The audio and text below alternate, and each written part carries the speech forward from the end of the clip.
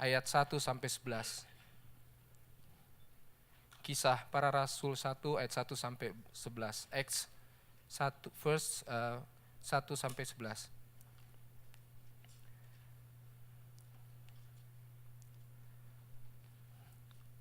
Firman Tuhan,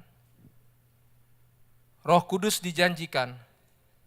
Hai Theophilus, dalam bukuku yang pertama, aku menulis tentang segala sesuatu yang dikerjakan dan diajarkan Yesus, sampai pada hari ia terangkat. Sebelum itu, ia telah memberi perintahnya oleh Roh Kudus kepada rasul-rasul yang dipilihnya. Ayat yang ketiga, kepada mereka ia menunjukkan dirinya setelah penderitaannya selesai, dan dengan banyak tanda ia membuktikan bahwa ia hidup. Sebab selama 40 hari ia berulang-ulang menampakkan diri dan berbicara kepada mereka tentang kerajaan Allah. Pada suatu hari ketika ia makan bersama-sama dengan mereka, ia melarang mereka meninggalkan Yerusalem dan menyuruh mereka tinggal di situ menantikan janji Bapa yang demikian katanya. Telah kamu dengar daripadaku, sebab Yohanes membaptis dengan air, tetapi tidak lama lagi kamu akan dibaptis dengan Roh Kudus. Perikop berikutnya, Yesus terangkat ke sorga, maka bertanyalah mereka yang berkumpul di situ, Tuhan, maukah engkau pada masa ini memulihkan kerajaan bagi Israel? Jawabnya, engkau tidak perlu mengetahui masa dan waktu yang ditetapkan Bapa sendiri menurut kuasanya. Tetapi kamu akan menerima kuasa kalau Roh Kudus turun ke atas kamu, dan kamu akan menjadi saksiku di Yerusalem dan di seluruh Samaria dan Yudea sampai ke ujung bumi. Sesudah ia mengatakan demikian, terangkatlah ia disaksikan oleh mereka, dan awan menutupinya dengan pandangan mereka. Saya langsung ke ayat 11, dan berkatalah kepada mereka, hai orang-orang Galilea, mengapakah kamu berdiri melihat ke langit? Yesus ini yang terangkat ke surga, meninggalkan kamu, akan datang kembali dengan cara yang sama seperti kamu melihat dia naik ke surga. Bapak Ibu sekalian, saya teringat pada satu ibadah raya di Jakarta, seorang hamba Tuhan menanyakan kepada jemaat, apa masalah yang paling serius yang terjadi bagi umat manusia dalam pandangan Tuhan, dalam pandangan Allah? Apa masalah yang paling serius? Apakah masalah sakit penyakit? Apakah masalah ekonomi? Apakah masalah keuangan? Atau masalah pekerjaan? Hamba Tuhan tersebut memberikan satu ilustrasi seperti ini. Kalau saya modifikasi dalam keadaan kita saat ini di Houston. Kalau suatu saat kita melihat, mungkin pada saat ibadah ini ada beberapa mobil HPD, Houston Police Department. Pasti kita berkata-kata ada sesuatu yang terjadi. Apa ini? Ada yang terjadi di lingkungan FGF ini, atau mungkin ada yang mobilnya dibongkar, atau ada yang kehilangan sesuatu. Tetapi kemudian kalau bukan hanya mobil polisi yang datang, tetapi ada chief Houston Police Department, chief polisi yang datang ke sini. Pasti kita merasa bahwa ini bukan sekedar kehilangan, ada yang lebih serius lagi dari sekedar kehilangan. Nggak mungkin Chief of Police Department datang ke sini kalau hanya kehilangan mobil, kecuali mungkin mobil anaknya yang hilang di FGF ini. Kemudian keadaan bertambah serius sepertinya, membuat kita bertanya-tanya, begitu Mayor of Houston juga hadir di FGF. Kita sempat berpikir, ini nggak mungkin soal kehilangan mobil nih, pasti ada sesuatu nih yang terjadi. Mungkin juga ada konjen juga datang di sini.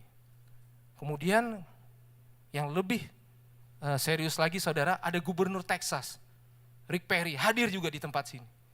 Orang makin bertanya-tanya, ini ada apa ini? Sampai Gubernur Texas datang ke FGF. Kalau konjen mungkin biasa datang ke FGF, tapi ini ada wali kota, ada mayor, ada Gubernur Texas.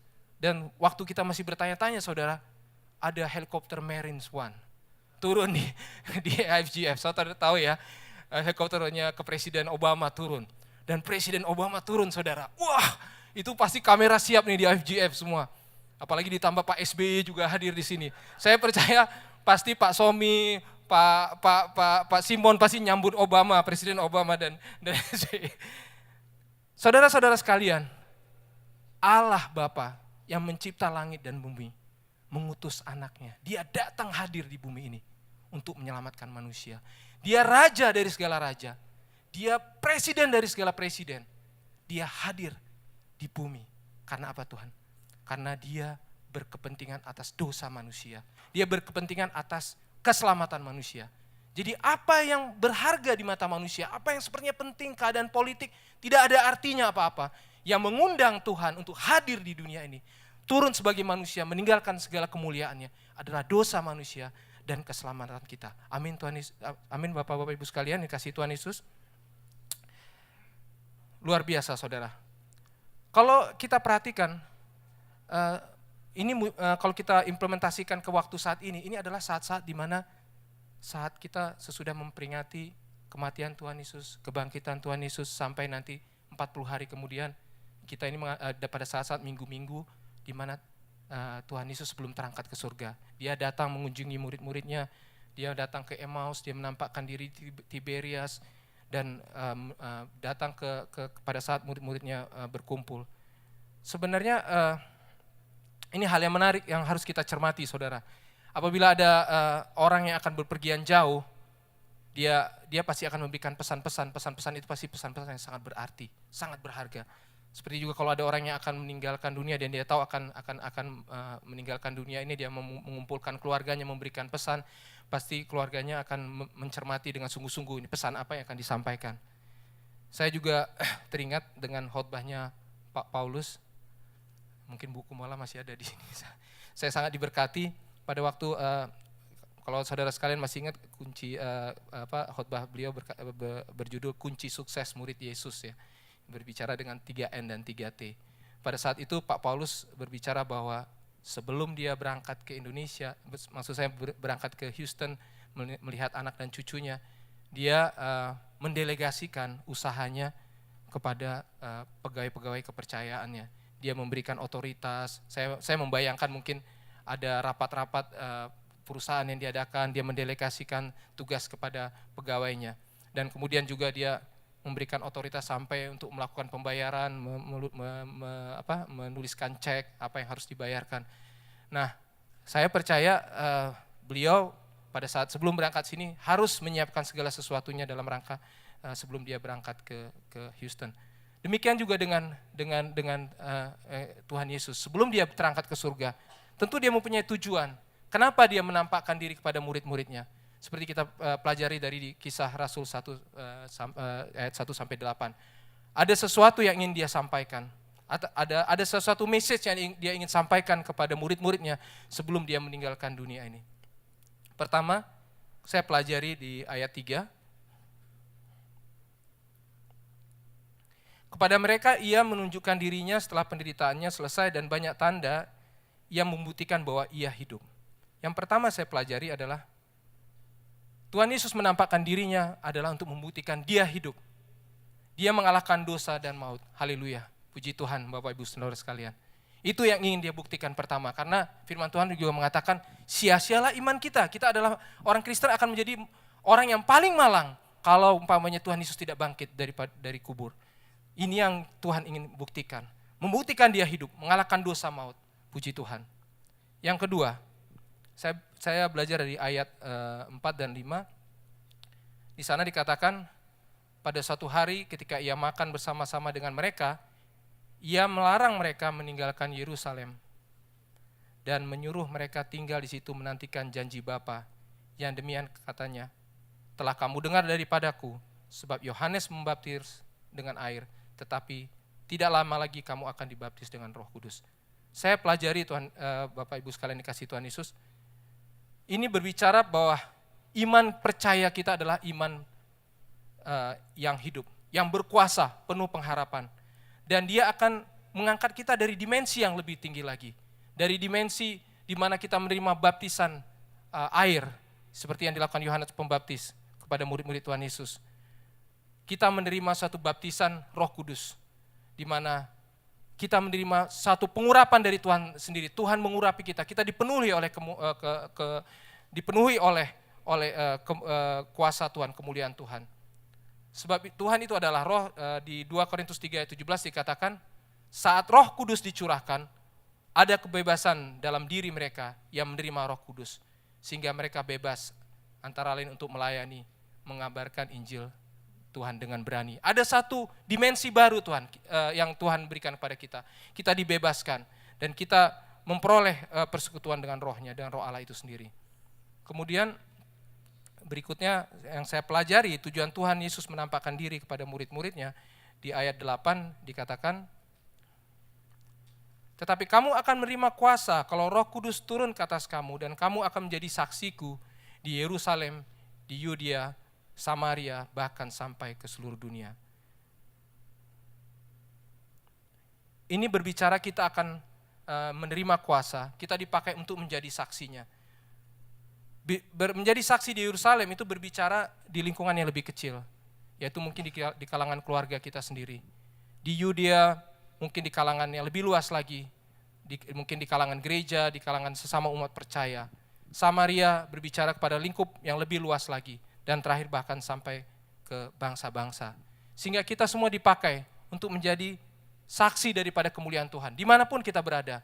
Pada saat seperti sekarang kita berada di bangsa-bangsa, pada saat kita berada di marketplace, berada di lingkungan pekerjaan, berada di pergaulan sehari-hari, itu yang Tuhan sampaikan di sini. Kita menjadi saksi, bukan hanya di Yerusalem. Tuhan tidak mengatakan bahwa kita menjadi saksi hanya di Yerusalem, hanya di sesama kita, di lingkungan gereja, mungkin di lingkungan IFGF ini. Tetapi kemanapun kita pergi, orang bisa melihat kemuliaan Tuhan, bahwa kita mempunyai persekutuan dengan Allah yang kita sembah itu, kita bisa tunjukkan kepada dunia.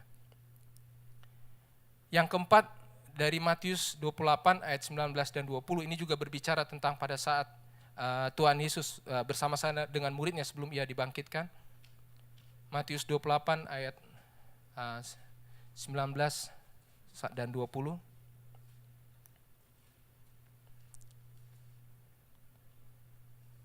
Yesus mendekati mereka dan berkata, kepadaku telah diberikan segala kuasa di sorga dan di bumi. Ayat 19, karena itu pergilah, jadikanlah semua bangsa muridku, dan baptislah mereka dalam nama Bapa dan Anak dan Roh Kudus, dan ajarlah mereka melakukan segala sesuatu yang telah kuperintahkan kepadamu, dan ketahuilah, aku menyertai kamu senantiasa sampai kepada akhir zaman. Ini mengingatkan kita dan memberi kuasa kepada kita akan tugas yang kita harus lakukan di dunia ini, amanat agung atau Great Commission, untuk memenangkan jiwa-jiwa. Yang kelima, saudara, yang saya pelajari, kenapa Tuhan Yesus menampakkan diri kepada murid-muridnya, itu di ayat yang 11.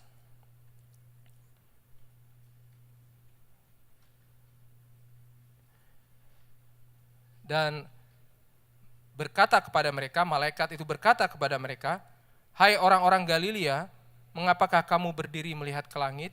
Yesus ini yang terangkat ke sorga, meninggalkan kamu, akan datang kembali dengan cara yang sama seperti kamu melihat dia naik ke sorga. Yang terakhir, saudara, saya pelajari bahwa Tuhan Yesus menampakkan diri kepada murid-muridnya adalah agar kita bersiap menantikan kedatangan Tuhan Yesus yang kedua kalinya. Tuhan Yesus akan datang, amin saudara. Waktunya sudah dekat. Begitu banyak nubuatan ataupun tanda-tanda yang ada di firman Tuhan yang mengatakan bahwa saatnya sudah dekat. Kita sebagai murid-muridnya, kita yang harus lebih lagi menantikan kedatangan Tuhan Yesus. Dalam doa-doa kita seharusnya kita tidak pernah lupa untuk mendoakan Tuhan Yesus datanglah segera. Tuhan Yesus datanglah segera, karena itu yang juga Tuhan Yesus mau sebelum dia datang, bahwa kita murid-muridnya menanti-nantikan kedatangan Tuhan Yesus. Amin saudara-saudara sekalian. Kemudian sesudah pesan itu disampaikan, Tuhan Yesus terangkat ke surga. Kemudian sebagai murid-murid Tuhan Yesus, bagaimana juga kita? Apa langkah dan tindakan iman? Ada langkah dan ada tindakan iman yang kita harus lakukan, seperti yang Tuhan inginkan dan sudah pesankan kepada murid-muridnya. Sehingga kita terus hidup dalam berkemenangan sampai kedatangan Tuhan Yesus yang kedua kalinya. Dan kita tetap memelihara kuasa dan tetap menjadi saksinya. Renungan kita pagi hari ini, Bapak Ibu sekalian, saya beri judul berjalan bersama Tuhan Yesus. menerima kuasa dan menjadi saksi. Bukan kebetulan tadi Pak David waktu naik ke mimbar juga mengingatkan berjalan bersama Tuhan Yesus, juga sanctification Pak David ya, dan juga tadi pujian penyembahan juga berapa kali mengingatkan kita bagi berjalan bersama Tuhan Yesus.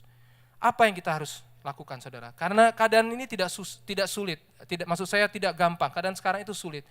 Sangat gampang bagi kita sebagai murid Tuhan Yesus kadang-kadang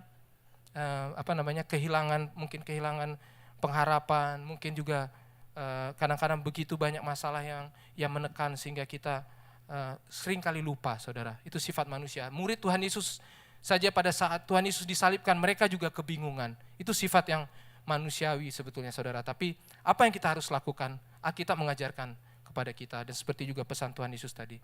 Yang pertama adalah kita tetap fokus kepada Tuhan Yesus. Center to Jesus. Yohanes 3 ayat 16 mengatakan bahwa karena begitu besar kasih Allah akan dunia ini sehingga ia telah mengaruniakan anaknya yang tunggal. Setiap orang yang percaya kepadanya tidak binasa, melainkan beroleh hidup yang kekal. Itu yang pertama saudara. Kita pusat kepada Tuhan Yesus karena kita percaya bahwa Tuhan Yesus yang memberikan hidup yang kekal. Dia sudah mengalahkan maut.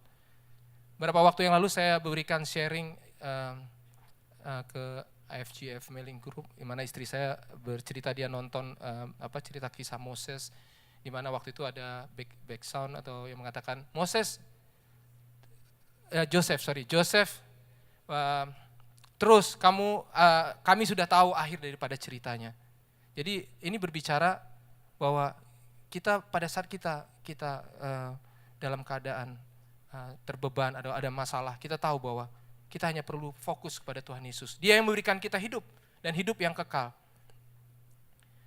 Dan yang juga membuat kita fokus pada Tuhan Yesus adalah seperti disampaikan di Kolose 1 ayat 15. Ia adalah gambar Allah yang tidak kelihatan, yang sulung, lebih utama dari segala yang diciptakan. Karena di dalam Dialah yang diciptakan segala sesuatu, yang ada di sorga dan yang ada di bumi, yang kelihatan dan yang tidak kelihatan, baik singgasana maupun kerajaan, baik pemerintahan maupun pengusaha, segala sesuatu diciptakan oleh Dia untuk Dia. Jadi saudara-saudara sekalian, yang pertama adalah kita tetap fokus kepada Tuhan Yesus. Dengan kita fokus kepada Tuhan Yesus, saudara-saudara sekalian, kita bisa mengerti apa yang menjadi dan memahami apa yang direncanakan Tuhan bagi kehidupan kita masing-masing. Kita memahami big pictures, kita memahami rencana Tuhan. Seperti tadi yang saya jelaskan dalam ilustrasi pada saat Tuhan Yesus turun ke bumi. Tuhan tahu bahwa yang paling berharga adalah umat manusia yang harus diselamatkan dari dosa. Sehingga kita tahu bahwa dengan kita mengetahui big picture, rencana besar Tuhan terhadap dunia ini, kita tahu kemana kita melangkah. Apabila kita berada di lingkungan pekerjaan atau di perusahaan, di marketplace saudara-saudara, adalah penting bagi kita untuk mengerti big pictures atau visi misi dari perusahaan, atau visi misi, bukan hanya visi misi, tapi apa yang ingin dicapai oleh organisasi perusahaan tersebut, sehingga setiap bagian dari kita yang terlibat di situ, baik yang berfungsi sebagai pegawai, berfungsi sebagai manajer, mungkin berfungsi sebagai apapun posisi yang dipercayakan perusahaan itu kepada kita, kita dapat menjalankan tugasnya dengan lebih confident. Tidak hanya sekedar menjalankan tugas, kita mempunyai arahan, karena kita tahu, kita mengerti big picture daripada perusahaan itu. Perusahaan ini akan apa yang akan menjadi goalnya, apa yang harus ditargetkan untuk boleh dicapai oleh perusahaan ini.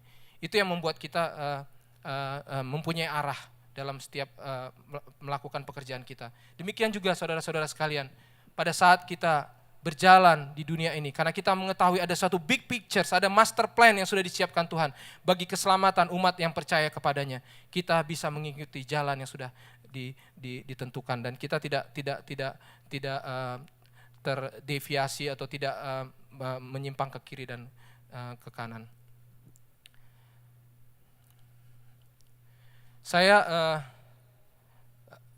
teringat pada waktu saya baru masuk kerja saudara-saudara sekalian, saya saya harus mengikuti namanya pre-employment program. Dan saya harus mengikuti selama 1 tahun itu job training, baik di satu lembaga pendidikan maupun harus pergi job training ke daerah-daerah operasi perminyakan waktu itu. Dan yang saya ingat juga bahwa selama 1 bulan kami harus berada di Magelang untuk mengalami penggodokan secara militer. Nah, kenapa saya ingin sampaikan ini kepada Bapak Ibu sekalian? Karena di dalam firman Tuhan juga beberapa perumpamaan menjelaskan tentang karakter prajurit Allah. Kita ini adalah prajurit Allah, saudara-saudara sekalian. Prajurit yang disiapkan untuk dalam quote-to-quote adalah peperangan untuk memenangkan apa rencana Allah di dunia ini. Nah, pada waktu di Magelang itu kami mengalami pendidikan selama 1 bulan di sana dikatakan pusat pendidikan infanteri. Jadi kami yang semua waktu itu fresh graduate, engineer semua ditaruh di Cepu selama 1 bulan, di Magelang selama 1 bulan. Kami dilatih baris berbaris, dilatih sebagai seorang seperti prajurit. Saya waktu itu pikir ini tujuannya apa? Ternyata rupanya perusahaan mau kami mempunyai mental seperti prajurit yang baik, disiplin, taat kepada komandan, taat kepada otoritas. Dan kami ditaruh di barak seperti prajurit, rambut dipelontos, apel tiap pagi, lari pagi keliling kota Magelang. Dan waktu itu betul-betul kami sudah tidak merasa seperti seorang engineer lagi yang fresh graduate, tapi kami merasa benar-benar seperti prajurit. Dikasih senjata geren yang berat itu, saudara, bukan dipakai untuk nembak, tapi hanya untuk baris berbaris saja, beratnya luar biasa.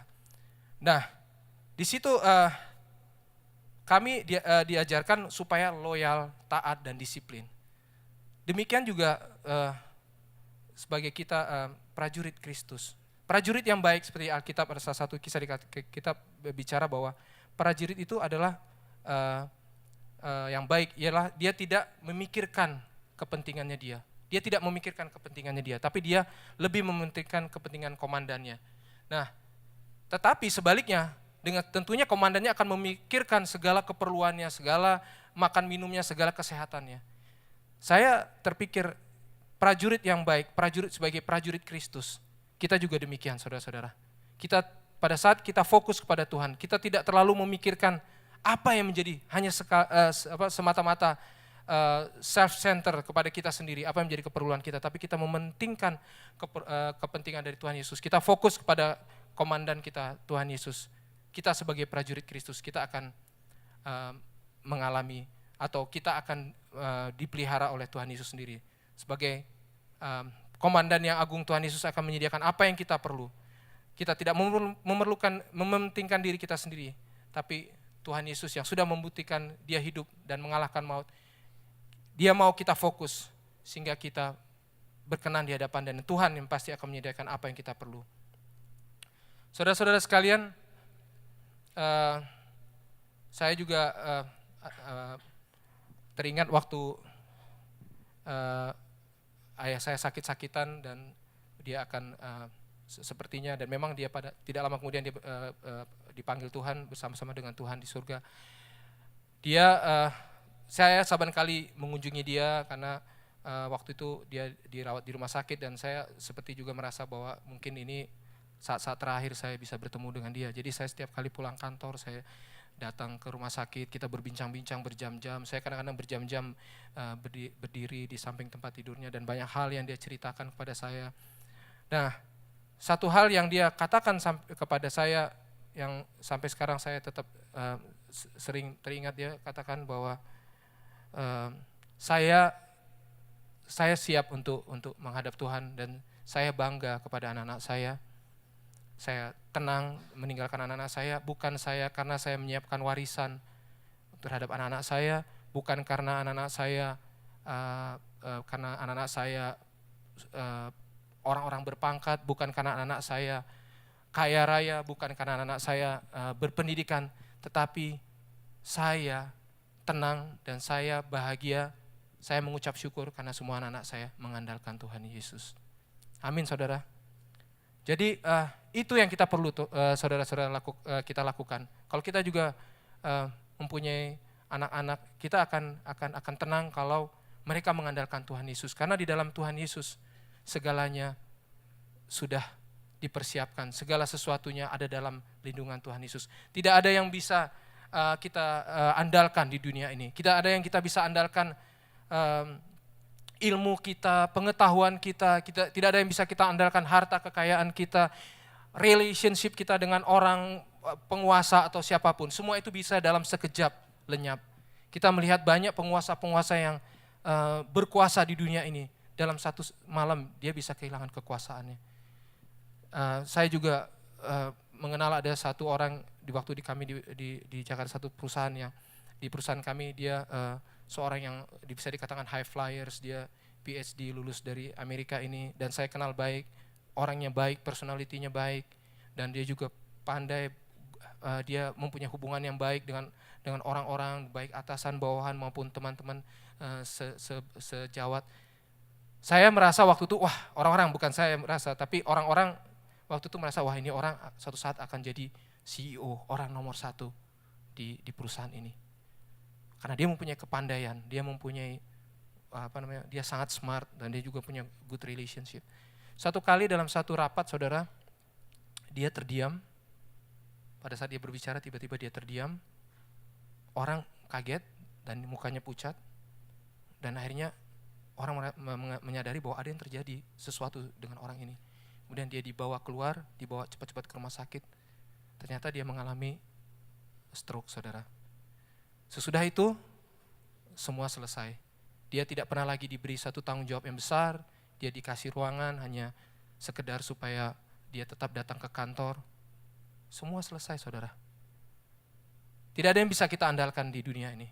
Harta kekayaan, banyak kesaksian orang-orang yang dipakai secara luar biasa. Saya juga kemarin menyaksikan kesaksian di TBN, ada seorang yang dipakai sebagai manajer dari The Beatles yang sekarang sudah 10 tahun menjadi hamba Tuhan. Dia bercerita pada saat dia kaya raya dan akhirnya mengikut dengan kejayaan The Beatles. Saya lupa namanya, tapi pada saat itu dia lihat bahwa Tuhan memang mau memanggil dia dan sehingga dia semua hartanya habis. Dan saya lihat dia waktu itu berbicara bahwa sepertinya dia tidak percaya gitu bahwa itu semua bisa lenyap. Tapi terakhirnya dia dipulihkan Tuhan, dia katakan bahwa tidak ada yang bisa kita andalkan kecuali Tuhan. Amin, saudara. Jadi yang pertama adalah kita fokus dan percaya dan hanya percaya kepada Tuhan. Yang kedua, saudara-saudara, pada saat kita fokus kepada Tuhan, kita tentu mau lebih dekat dengan Tuhan. Kita menaikkan pujian, penyembahan, doa, pujian, penyembahan, seperti yang kita lakukan tadi dengan worship leader. Itu yang kita ingin lakukan selalu untuk supaya mengingatkan kita supaya selalu dekat dengan Tuhan. Menaikkan doa dan pujian di pagi hari, devotion, itu yang harus kita mulai sebagai anak Tuhan untuk lebih lagi fokus dan dekat dengan Tuhan. Saudara-saudara, kemarin juga saya diberkati dengan family altar.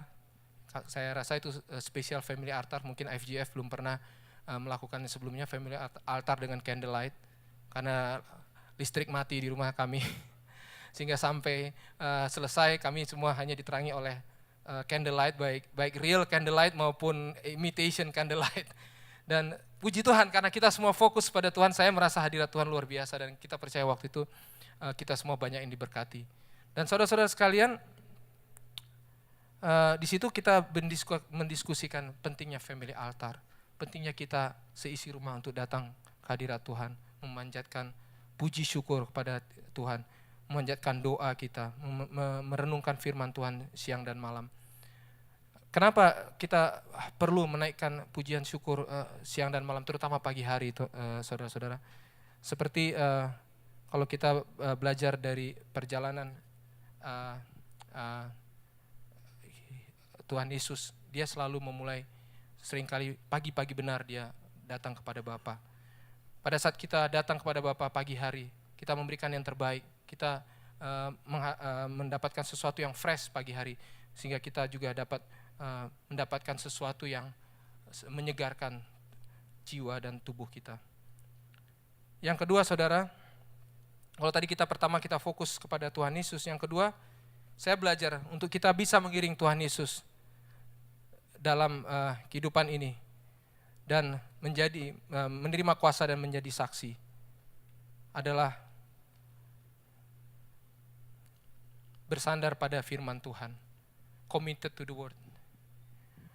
Di Keluaran 16, sebelumnya di Yohanes 6 ayat 57 berkata bahwa siapa yang memakan aku akan hidup oleh aku. Di sini berbicara memakan aku adalah berbicara memakan firman Tuhan, memakan roti yang hidup. Di Keluaran 16 kalau kita pelajari, mungkin Bapak Ibu tidak usah baca, di situ dikatakan bahwa umat Israel pada saat keluar dari Israel, mereka menerima mana, menerima mana roti hidup itu setiap pagi dan setiap hari. Ini juga bicara bahwa kita juga harus bersandar pada firman Tuhan, membaca firman Tuhan siang dan malam, merenungkannya, merenungkan, meditate the word of God setiap hari, terutama dimulai pada pagi hari. Yang penting juga saudara-saudara yang kita ingat bahwa firman Tuhan ini adalah Allah sendiri. Sehingga kita dalam menghadapi dunia ini, menghadapi segala kehidupan di dunia ini, kita menggunakan bukan pikiran kita, tetapi perkataan Bapa, menggunakan firman Tuhan. Saya mengilustrasikan seperti secara gampang, kalau seumpama anak kecil umpamanya dia mau melakukan sesuatu, dia pasti akan mengatakan kepada temannya lebih powerful, kata papa saya boleh ini, daripada pokoknya dia mengatakan itu perkataan itu sendiri. Nah demikian juga dengan kita mengatakan apa yang Bapak katakan mengenai kita melalui firman ini, bukan mengatakan apa yang menjadi pikiran kita, atau bukan mengatakan apa yang dunia katakan tentang kita. Mungkin dunia mengatakan bahwa Anda tidak sanggup, dunia mengatakan bahwa Anda tidak punya harapan lagi, mungkin dunia mengatakan Anda tidak akan sembuh lagi, tetapi Tuhan Yesus mengatakan bahwa saya memberikan engkau hidup dan segala kelimpahannya. Tuhan Yesus mengatakan dengan bilur-bilurmu, dengan bilur-bilurku kamu sudah sembuh. Itu yang kita pegang, firman Tuhan, otoritas perkataan daripada Tuhan Yesus sendiri yang kita pegang, yang firman Allah sendiri, yang adalah Allah itu sendiri, itu yang kita pegang. Bukan kata-kata manusia, bukan analisa manusia, bukan keadaan ekonomi, bukan hal-hal lain yang seringkali mengintimidasi pikiran kita, tetapi firman Allah yang kita pegang. Firman Allah itu sendiri yang memberikan kita peneguhan, memberikan kita kekuatan. Firman Tuhan juga adalah seperti dikatakan di Alkitab mengatakan bahwa firman Tuhan itu adalah pedang bermata dua, ia menusuk amat dalam, memisahkan jiwa dan roh, sendi-sendi dan sumsum. Ia sanggup membedakan pertimbangan dan pikiran kita. Ini berbicara Tuhan berbicara melalui firman-Nya kepada kita supaya kita tidak menggunakan pertimbangan atau pikiran hati kita. Seringkali Bapak Ibu sekalian dalam perjalanan hidup kita bertanya-tanya, ini suara Tuhan atau suara saya? Saya berdoa, saya mendengar ada sesuatu terlintas dalam pikiran saya. Kita bertanya-tanya, apakah ini pikiran saya atau ini jawaban dari Tuhan? Karena Tuhan tidak selamanya menjawab secara audible. Ada beberapa keadaan, ada beberapa orang yang mengalami bahwa mereka mendengar secara langsung suara Tuhan, secara audible. Tetapi di sini firman Tuhan mengatakan bahwa dia membelah, dia memisahkan jiwa dan roh, sendi-sendi dan sumsum.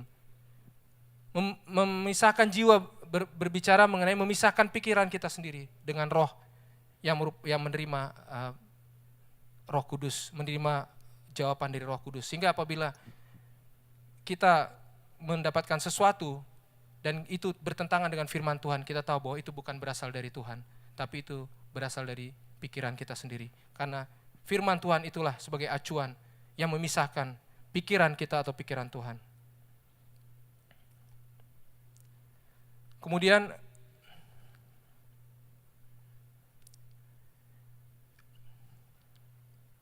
firman Tuhan juga, kita sebagai orang Kristen, membaca firman Tuhan adalah sebagai salah satu sarana kita untuk berkomunikasi dengan Tuhan. Membaca firman Tuhan di dalam kekristenan bukan suatu ritual. Mungkin kalau kita melihat kepercayaan lain, seringkali firman Tuhan lebih sebagai ritual. Dalam arti kadang-kadang, atau kita juga bisa melakukan hal yang sama. Seperti ritual, kita tidak mengerti, tidak memahami apa sebenarnya firman Tuhan yang kita baca. Tetapi dalam kekristenan, firman Tuhan adalah sarana komunikasi, sarana kita berbicara dengan Tuhan, sarana kita sehari-hari berbicara dengan pencipta kita, dan juga sarana kita untuk merasakan kasih Tuhan. Firman Tuhan juga adalah surat cinta Tuhan kepada kita umatnya. Amin, saudara-saudara.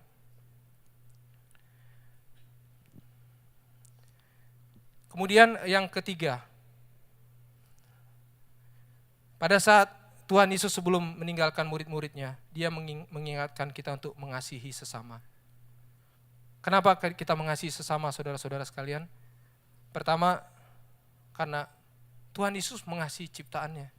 Tuhan Yesus mengasihi semua umat manusia. Dia tidak melihat hanya mengasihi kelompok tertentu, suku tertentu, agama tertentu. Dia mengasihi semua umat manusia. Sehingga itu yang harus kita tanamkan dalam kehidupan kita sehari-hari. Kita tidak mengasihi orang yang hanya mengasihi kita. Kita tidak hanya mengasihi orang yang ada di dalam lingkungan kita. Tidak mengasihi orang yang sesama profesi kita, sesama ras kita, sesama suku, sesama asal. Tentu tidak salah kalau kita mempunyai satu kumpulan atau paguyuban ya kalau bahasa Jawanya. Tapi yang penting di sini Tuhan mengatakan bahwa kita harus mengasihi sesama umat manusia. Pertama itu tadi karena Tuhan mengasihi semua ciptaannya. Dan firman Tuhan di Lukas 10 ayat 27 jelas mengatakan bahwa di Lukas 10 ayat 27, kasihlah Tuhan Allahmu dengan segenap hatimu dan dengan segenap jiwamu dan dengan segenap kekuatanmu dan dengan segenap akal budimu, dan kasihlah sesamamu manusia seperti dirimu sendiri. Kita bersyukur saudara-saudara, kita berada di gereja ini. Gereja kita mempunyai satu slogan, people is our mission. Ini adalah yang Tuhan inginkan. Pusat kita adalah manusia. Jadi Tuhan sangat berkepentingan untuk keselamatan manusia. Pada waktu Tuhan Yesus juga menampakkan diri di Tiberias kepada murid-muridnya, dia berkata, di Yohanes 21 ayat 16, dia berkali-kali berkata kepada Petrus, Simon anak Yohanes, apakah engkau mengasihi aku? Dan jawab Petrus, benar Tuhan, engkau tahu bahwa aku mengasihi engkau. Kata Yesus, gembalakanlah domba-dombaku. Yohanes 21 ayat 17 juga Tuhan Yesus bertanya lagi, dan sama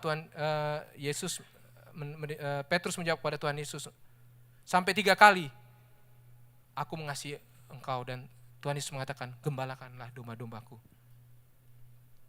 Kenapa saudara ini penting juga? Saya belajar, apabila kita ingin memenangkan jiwa-jiwa selama kita di dunia ini, dasar dari segala adalah kasih. Tanpa kasih kita tidak akan bisa memenangkan jiwa. Orang tidak karena melihat kita saleh, kita melihat kita gereja, kita melihat kita aktif, kita melihat kita mempunyai suatu anointing of preach yang luar biasa sehingga datang kepada Tuhan Yesus. Tapi orang datang kepada Tuhan Yesus karena melihat kasih Kristus yang terpancar dalam hidup kita atau dari diri kita masing-masing. Saya punya sedikit kesaksian ini, tapi ini sebenarnya menyangkut istri saya. Dia sebelum di sini seperti berapa kali mungkin saudara-saudara pernah disaksikan bahwa dia adalah seorang trainer. Sebelumnya dia kepala sekolah, kemudian dia adalah trainer guru kurikulum tertentu, internasional baccalaureate. Dia mentraining guru-guru di banyak tempat baik di Indonesia maupun di luar Indonesia. Nah, pada suatu saat 2 tahun sesudah terjadinya tsunami, dia diminta oleh organisasi yang membuat kurikulum ini untuk voluntary memberikan pelatihan selama beberapa hari kepada guru-guru kepala sekolah di Aceh. Waktu itu dia bilang ke saya, wah ini Aceh kok saya yang diminta. Saya bilang, ya kamu kalau mau pergi, kalau enggak. Tapi istri saya begitu mempunyai, dia bilang kasihan. Dia mempunyai belas kasihan kepada guru-guru kepala sekolah yang di Aceh, sehingga dia memutuskan untuk pergi walaupun itu voluntary. Nah, pada saat dia berangkat ke Aceh, mereka berdua dan salah satunya adalah pemilik sekolah, ibu kepala sekolah dan sekaligus pemilik sekolah salah satu sekolah di Jakarta, sekolah swasta. Dan ibu ini seorang putri dari salah satu tokoh Muslim di Indonesia, saya tidak bisa sebut namanya, dan dia juga salah satu pernah duduk di pemerintahan ayahnya. Jadi dia pergi dengan istri saya satu pesawat sebelahan. Kemudian di tengah perjalanan terjadi turbulence, saudara. Terjadi goncangan. Dan waktu itu dia bilang gini, rupanya goncangannya cukup menakutkan mungkin, sampai ibu ini bilang begini ke istri saya, Lex, dia panggil istri saya Alex, dari Alexandra. Lex, kamu kalau kayak gini nggak takut? Terus istri saya dengan tenang mengatakan bahwa saya setiap kali naik pesawat saya merasa seperti naik di atas telapak tangan Tuhan. Dan saya percaya tangan Tuhan yang menopang saya. Dan apapun goncangan yang terjadi, saya tetap berada bahwa walaupun itu goncang masih berada di tangan Tuhan. Dan ibu ini kemudian menjawab, iya juga ya. Padahal dia tahu bahwa istri saya seorang murid Kristus yang tahu bahwa tangan Tuhan pasti tangan Tuhan Yesus. Dan dia bilang, iya juga ya, mulai sekarang saya juga akan seperti itu, dia bilang. Amin, saya bilang sama istri saya. Dia mulai percaya bahwa ini tangan Tuhan Yesus yang menopang setiap perjalanan. Jadi saudara, dan akhirnya ibu ini juga yang begitu kuat untuk minta menerbitkan buku istri saya yang pertama itu yang dia bagi-bagikan. Jadi dia juga punya penerbit yang biasanya menerbitkan buku-buku yang berwarna hijau, saudara. Nah, sekali ini dia menerbitkan buku istri saya yang jelas kalau ibu yang sudah baca itu kelihatan sekali bahwa message-nya adalah kekristenan, kasih Kristus. Jadi pada saat istri saya memutuskan, wah saya mengasihi guru-guru, ada dengan cara Tuhan memakai bahwa itu kasih itu untuk memenangkan orang, memenangkan dalam arti mengakui bahwa Tuhan kita itu adalah Tuhan yang menopang kehidupan kita. Nah, beberapa saat kemudian, sesudah istri saya pulang dari Aceh, dia dapat undangan lagi, saudara. Ini kebenaran, ini kesaksiannya hari ini banyak mengenai istri saya ini. Nah, dia diundang sekali ini ke Solo. Di Solo dia diundang oleh sebuah yayasan Muslim. Hal ini dibayar, saudara-saudara sekalian. Kalau tadi voluntary, Tuhan gantikan dia dibayar sekali ini. Nah, di Solo ini dia diundang oleh suatu yayasan, sekolah-sekolah yang menaungi beberapa sekolah Muslim, dan mereka mengadakan seminar di Solo. Dan istri saya waktu itu sempat ini juga, wah ini yang ngundang ini juga nih, menantang juga, karena begitu dia turun dari dekat hotel udah ada spanduknya Alexandra Silitonga, tapi yang ngundang yayasan yang saya maksudkan tadi, saudara. Nah, singkat cerita, pada malam hari mereka seperti biasa ada tamu, diajak makan. Jadi panitianya mengajak makan di satu restoran di Solo, karena namanya juga tamu. Besok dia akan berikan seminar di hotel tempat istri saya juga menginap. Begitu kembali di hotel, sudah ada ketua yayasannya yang mengundang dia. Jadi tadi panitia yang ngajak makan, ini begitu di hotel yang tempat mereka akan melakukan seminar, yang ketua yayasan sudah hadir. Dan ibu ini kemudian bersama istri saya mengecek ruangan, kesiapan ruangan, karena akan dihadiri sekitar 200 atau sekitar 200-an guru dari sekolah-sekolah yang diundang. Nah, tiba-tiba dia bilang demikian, Ibu, saya mau bicara dengan Ibu. Tapi maaf Bu, ini saya biasanya nggak pernah nih bicara seperti ini. Tapi sekali ini saya mohon maaf Bu, buat saya sih nggak apa-apa. Tapi saya mesti, buat yang lain saya mesti bicara dengan ibu. Istri saya bingung, apa ini ya? Apa mungkin saya nggak tahu apakah istri saya mikir nanti honornya belakangan Bu atau tapi ternyata bukan itu saudara. Dia bilang, saya mohon maaf Bu, sekali lagi buat saya nggak apa-apa, tapi ini supaya orang bisa menerima pengajaran ibu yang baik, tidak menutup hati sebelumnya. Oh nggak apa-apa Bu, apa itu Bu? Mohon Bu, kalung salibnya disembunyikan, jangan turun pada waktu seminar. Karena sayang, pengajaran ibu baik, begitu orang lihat ibu pakai salib, orang udah menutup hati dulu. Terus istri saya menjawab, dan saya percaya itu karena sebelum dia pergi selalu kami doa bersama, dan saya percaya Roh Kudus memberikan tuntunan bagi dia.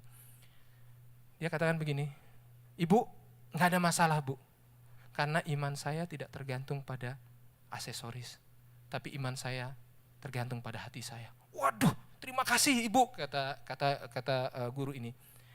Kemudian begitu seminar dimulai, istri saya seperti biasa, sebenarnya dia juga mencontohkan yang sering saya lakukan. Sebelum dia meeting, dia selalu keliling ruangan, mendoakan. Orang tidak tahu bahwa dia sebenarnya mendoakan, meminta otoritas Tuhan atas ruangan ini. Tetapi dia keliling mendoakan dan kembali ke mimbar memulai seminar. Pada waktu itu dia mulai menayangkan bahan seminarnya seperti biasa. Sebelum mulai dia memulai dengan memperkenalkan diri. Ya, memperkenalkan ini foto keluarga saya, ini suami saya yang ganteng, ini anak-anak saya, ini istri saya yang bilang, bukan saya cuma nyampe. Kemudian ini anak-anak saya seminar di mana, dia cerita dia seminar di Hyderabad, di Mumbai, di Thailand, di Melbourne, di Pekanbaru, di mana-mana tempat, dan kemudian ditampilkan foto itu, dan saudara-saudara tahu begitu fotonya ditampilkan, di situ dia mengenakan kalung salib yang lebih jelas daripada kalau dia pakai. Cara Tuhan luar biasa, dan istri saya juga kaget, dia nggak nyangka bahwa di foto itu dia menggunakan kalung salib. Tetapi saudara, demikianlah apabila kita mengasihi sesama. Istri saya benar-benar dengan tulus ingin membagikan ilmunya kepada guru-guru di sana. Tuhan memakai caranya sendiri untuk memenangkan jiwa-jiwa. Amin ya saudara. Saya hampir selesai saudara. Kemudian yang keempat, sebelum lupa saya ingin ingatkan juga bahwa pada saat kita mengasihi sesama, Tuhan percayakan yang lebih besar lagi. Tuhan yang akan memberikan balasan. Sedikit aja ilustrasi yang saya mau berikan. Kebetulan kemarin itu ada, kalau mungkin Bapak Ibu baca kompas.com, Wakil Menteri Pertambangan Indonesia meninggal mendadak ya Pak ya. Pak Wid, itu Profesor Wid, dosen perminyakan di ITB, dia naik Gunung Tambora, memang dari muda mungkin dia senang naik gunung, dia meninggal mendadak. Dan dia mempunyai beberapa tulisan yang diposting di Ikatan Alumni ITB, dan itu di-sharing ke orang-orang. Dan di situ saya baca bahwa dia bilang bahwa dia ternyata orangnya religius, dia memang dari sepupu kita. Dia jam 10 malam sudah tidur, jam 2 pagi dia selalu doa, dia meditate juga, dia katakan itu meditate. Nah saya pikir ini sama juga nih merenungkan firman Tuhan. Dan kemudian saudara-saudara, di situ dia katakan bahwa setiap pagi sesudah itu saya berjalan sembahyang di masjid sebelah rumah, dan saya olahraga ke Taman Jenggala dekat rumah. Dia tinggal di Kebayoran, bolak-balik itu selama sekitar 4 km, dan saya menemui pembantu rumah tangga, tukang sapu, orang-orang yang sederhana, dan dia menegur. Padahal dia wakil menteri, tapi dia memang orang yang sangat sederhana, dia tegur dengan baik, dia hargai. Dan pada waktu itu juga dia bilang, saya menerima balasannya. Di sekitar situ ada tinggal pejabat tinggi, korps diplomat, dan banyak hal orang penting. Mereka juga menegur saya dengan hormat. Dan dia katakan, apabila kita mengasihi, ini yang dia katakan, kita mengasihi umat manusia, ciptaan Tuhan, Tuhan akan membuat orang juga mengasihi kita. Jadi saya bilang, itu yang ingin saya sampaikan. Pada saat kita mengasihi sama, Tuhan percayakan kita yang lebih besar lagi. Yang keempat, kita diminta untuk tertanam di gerejanya Tuhan selama menanti kedatangan Tuhan Yesus.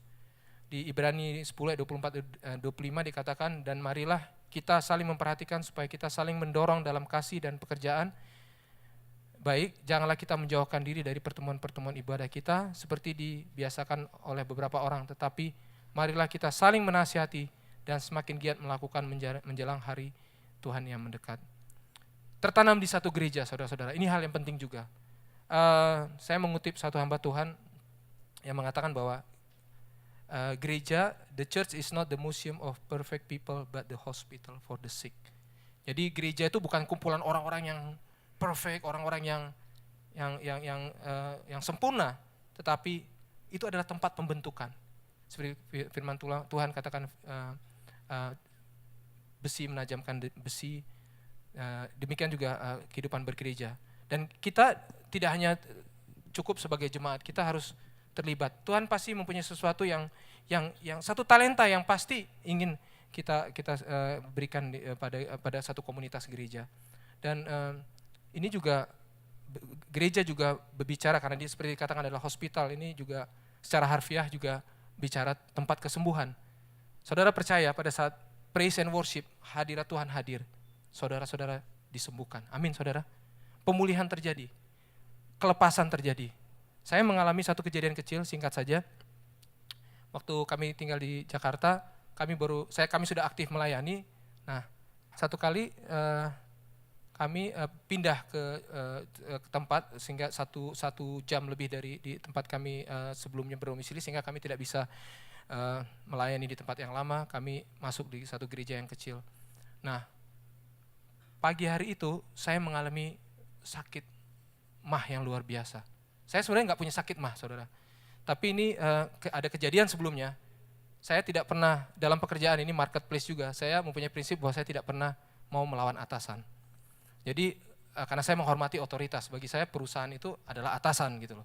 Mungkin orang lain berbeda, tapi itu prinsip yang saya pegang. Jadi saya begitu menahan apa yang saya tidak setuju dari kebijakan atasan saya, sehingga saya tanpa sadar tuh saya sakit mah seminggu. Gak pernah sakit mah, saudara. Sakit perih, saya ke dokter, dikasih obat. Makin jadi. Kasih lagi. Ini Pak, dokternya bilang ini obat dari Jepang ini, bagus, dia bilang. Makin sakit, sehingga pada saat saya akan ke gereja besoknya, paginya malah saya bilang, mungkin itu pertama kali udah sekian puluh tahun, saya bilang sama istri saya nggak akan ke gereja deh. Saya nggak kuat, saya duduk aja nggak kuat, minum aja sakit, saya bilang. Wah, itu sakitnya luar biasa, saudara. Sehingga singkat cerita istri saya bilang, ayo tetap gereja, percaya Pak, pasti ada sesuatu. Ini masa nggak mengimani sih ada kesembuhan dari Tuhan. Akhirnya saya dengan tertati-tati berangkat, istri saya yang nyetir, kita ke gereja. Kita masuk di gereja dan itu udah mulai pujian penyembahan, saudara. Wah, ngangkat tangan. Saya boro-boro ngangkat tangan, saudara. Berdiri aja sakit. Jadi saya untuk pertama kalinya tuh duduk aja, liatin orang pujian penyembahan.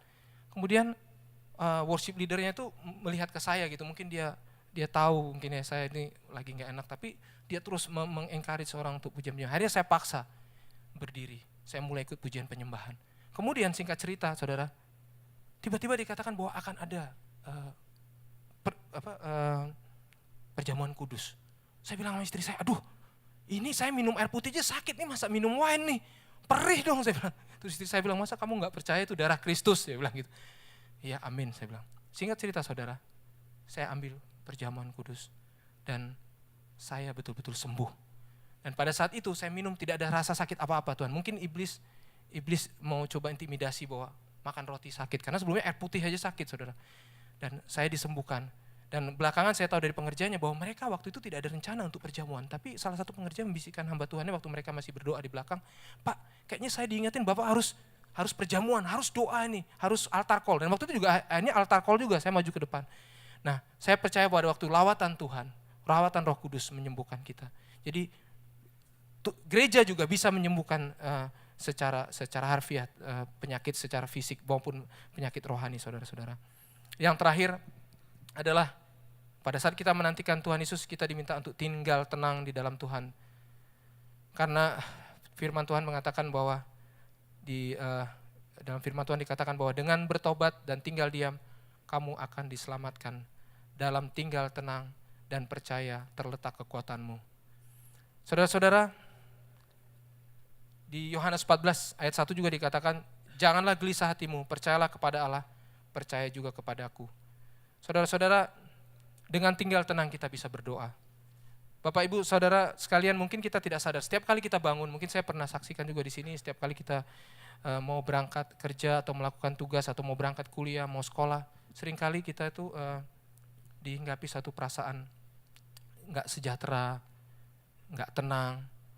Nah, sebetulnya saudara-saudara, apa yang terjadi?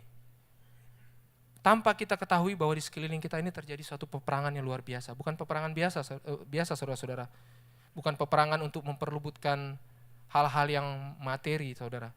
Tapi seperti di Efesus 6 ayat 12 katakan bahwa itu adalah pertempuran melawan pemerintah, melawan penguasa-kuasa, melawan penghulu gelap di dunia, melawan roh-roh jahat di udara.